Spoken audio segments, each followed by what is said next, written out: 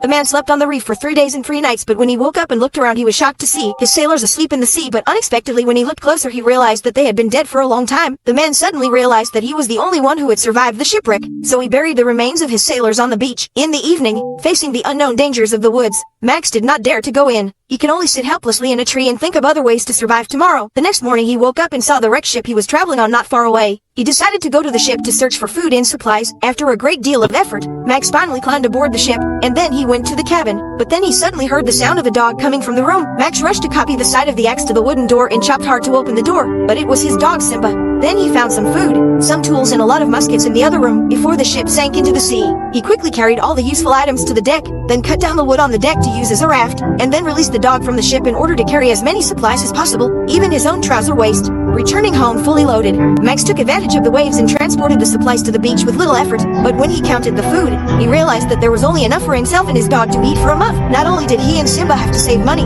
but they also had to find a way to get out of here. After replenishing his energy, he took his shotgun and went exploring in the forest to see if he could find his way home. He thought the island would be close to land, but when Max finally came to the other side of the island through a waterfall and a wide expanse of wasteland, he was dumbfounded to realize that there wasn't a speck of land as far as he could see, and this area was not the ship's main route, so there was no hope of help. So he set up his shelter as close to the shore as he could to avoid any chance of help. But as the days went by, Max still didn't wait for any ships to come, but he still didn't give up his hope for help, and he still looked at the sea with his binoculars every day. So Max spent 6 months on the deserted island. This day he and Simba in the Stone Oyster so that the hearing of the dog suddenly howling. Max did not take it seriously until he took a drink from his canteen, when he saw a large boat passing by. In disbelief, he grabbed a pre-prepared torch and ran in a 100-meter sprint towards the windfire, which obviously wasn't going to be as effective as it could have been at the time. Watching the ship farther and farther away, Max was anxious. He fired several shots, but the sound was quickly drowned in the waves. Then he jumped into the sea without hesitation, ready to swim to catch up with the ship, but he was still in the same place after swimming for half a day. He could only watch as the ship disappeared from sight and the waves finally sent him back to the island. At this point,